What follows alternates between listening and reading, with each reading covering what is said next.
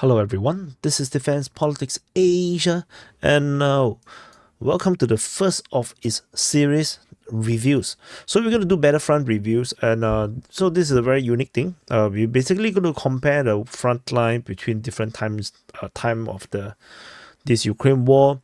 We'll definitely do the 2 years, 1 year, 6 months, and then the last few months. So we're gonna do at the AVDIIVKA front. So which is where the major, the most concentrated offensive currently is happening, where the Russians have put an entire army group to action in just a very small front line.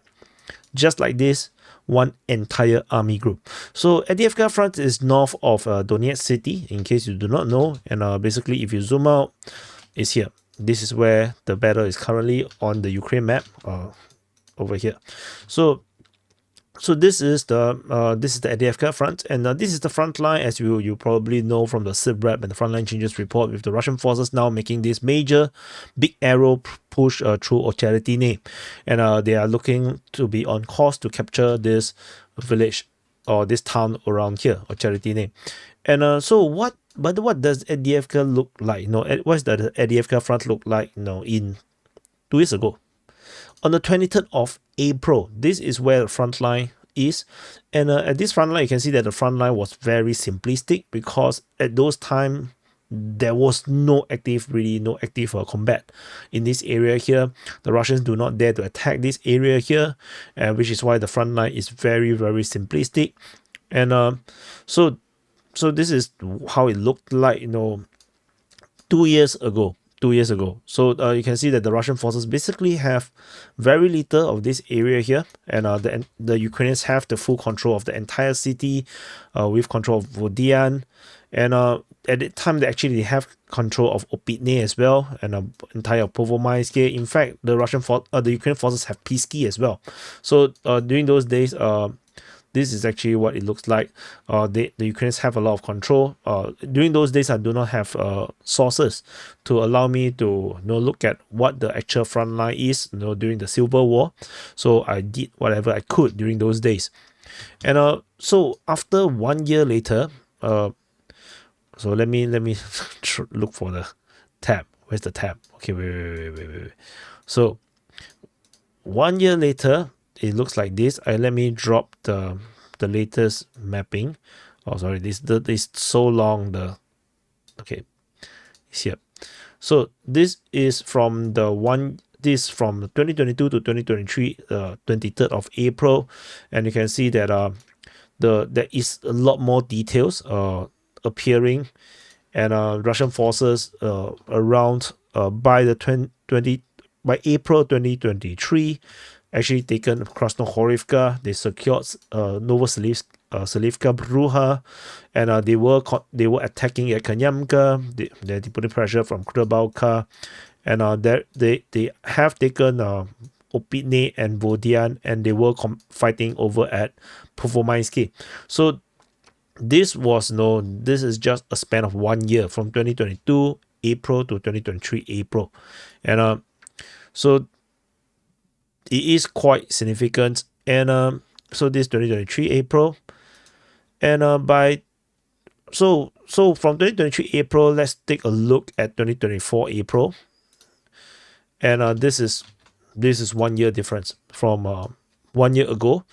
And the Russian forces have basically, you can see the result of the entire army group offensive. The results, you can actually see it with the Russian forces attacking in multiple directions against AVDIIVKA. They did a breakthrough through a tunnel, through the drainage system, and managed to break through from the south.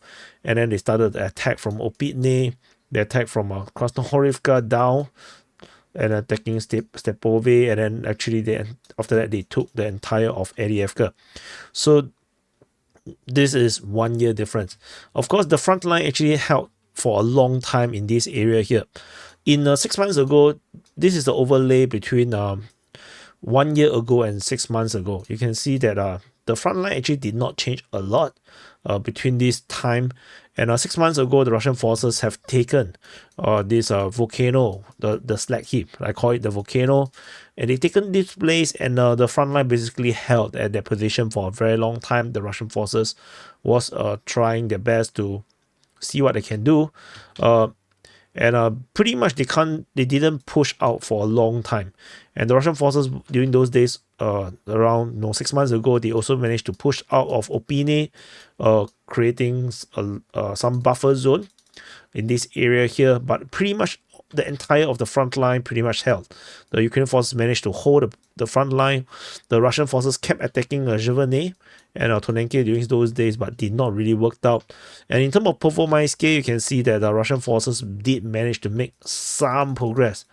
Very, very little progress between the two times.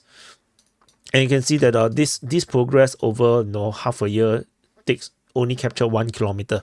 1 kilometer over the Performance region over half a year. So this is a very, very long time to actually do this. And now this is actually 6 months ago in October 2023. I'm gonna overlay all the months. Oops.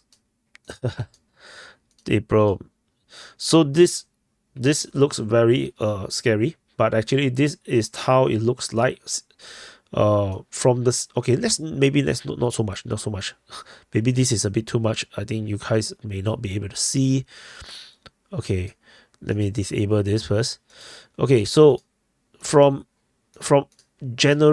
October to January, this is actually in 3 months, the Russian forces started to do this offensive. The AVDIIVKA offensive started, and you can see that the front line started to change. The Russian forces are going from this wrong color, going from this front line, and then they managed to progress to this around this front line. And this is also when they managed to break through in the south through this drainage system, and I managed to penetrate to the rear position of in the southern part of AVDIIVKA. And it was through this breakthrough that actually broke Ukrainians' defense line and caused chaos in the rear position, and they are totally not prepared for this. Ukrainian forces quickly sent reinforcement into AVDIIVKA, but they are struggling to deal with the Russian offensive, because once the Russians managed to break through this area here, they started to push in all directions, and the Ukrainian forces are then totally distracted in all directions, and allowing the Russians to continue to put pressure from the south. And this actually was the beginning of the end of AVDIIVKA city. And so let's drop the 6 months ago mapping. We're going to just take a look from March, February, January, and this is the 3 months. So this is not yet the latest, but over the 3 months, you can see that the Russian forces went from this line, and then they go to this line in 1 month's time, and then the next line. So they went from here in 1 month, and then here in another month. So for those that some people might think that the Russians are not winning, but now if you look across different across months, 1 month to 1 month, you can actually see that the progress is very fast. And this is probably also how you look at the World War II mappings. In World War II, if you look at World War II mappings, they will like draw this arrow. So they will draw like maybe this is the front line, this is the front line, and then they will draw a second front line around here, and then the third front line over here, and then over here, and then they will actually draw the arrow. The Russian forces maybe use a red one. So this they put a date over here. There's a date, and then by this point they write another date around here, and then the arrow here. There's another date. So this is how they actually draw the World War II mappings. And so if you look at the World War I, World War II maps, or even any historical war mappings, you'll probably see this. And so now you can see this how it's being drawn. So this is just across 3 months. It's actually very fast, and the full capture of the entire city. And so if we now drop in the latest month in, which is the yesterday's report, is getting a bit tick, but you can still see the differences. You can see that the Russian forces. So I can put the different colors in. I put a green one, and then the yellow one, the blue one, then the yellow one. That's not yellow. Yellow one, and then now the latest one. So it looks something like. So you can see that the front line has been moving pretty much a lot. Yeah, so the front line basically moved a lot around here. And yeah, so now you can see the changes across this. Just we're talking about like 4 months, from January, February, March, and April. So this is the 4 mappings overlaying together. You can see that the change is pretty obvious. And this is the result of having one full army group focusing on just one front line. And the Ukrainians are just unable to hold because they're just overwhelmed right now. So, and so this is interesting in my opinion. And let me disable this again. So if we put across 6 months, 1 year, 2 year, so you can see that maybe the 2 years one is not very useful if you ask me, because it's not very detailed. So let's put 1 year, 6 months, and current. You can also see that there's not much changes in terms of the front line from the 1 year point, 1 year ago to 6 months ago, because the Russians only just started to push in this area, and mainly it was the capture of the volcano and this northern part of Opine. So that's pretty much most of it. So but the difference between the 6 month point to the current situation is just massive. The change is just huge. So anyway, this is just an interesting segment. I just thought that it would be interesting for you guys. A lot of people has been asking me to do weekly reviews, but sometimes I think weekly also might be a bit difficult to see the difference. But anyway, I will see how to do. But if you want to know, a week ago, I can actually show you. Give me a second. So I've loaded the 1 week ago's mapping, and it looks like this. So you can see that the most of if you that's why I say when we look at just 1 week difference, you probably can't tell. The difference is actually a little bit. So if I do this, you can see that in 1 week's time, the Russian forces basically captured this part. This is 1 week. Like if I push back, it is not that obvious. The changes is not that huge. So I think, which is why I thought that it's more interesting to just look at 1 month. I think 1 month will do the best. You can see this is 1 month change, and 1 month, 6 months, 1 month, 6 months, 1 year. I think we can actually see the changes in terms of the front line a lot more obvious. So this is 1 month change. And so you can see that the Russian forces taken a lot of positions in the eastern part of Novokalinove, in the southern part of Novokalinove. They also push very greatly towards Ocheretine, and they are on the verge of capturing it. They have basically closed down to Novobahmutivka, capturing the entire northern part of AVDIIVKA. They have also taken most of Semenivka. So this is the northern half.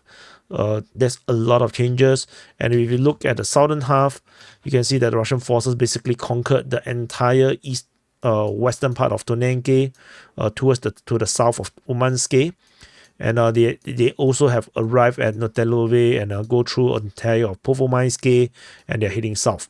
So this is 1 month change. Anyway, I hope this is interesting to you. I will, because this is the first time I do, so it might be a bit messy, because I'm also trying to figure out how to do this review in a way that is more interesting and compact. And so hopefully this is interesting to you. Anyway, this is the 1 year difference from this mapping is from April 2023. So anyway, thank you for watching. I will definitely do more of this, and then we will see how do I improve on this and make it more interesting and less confusing. Thank you for watching. I'll see you guys in the next update.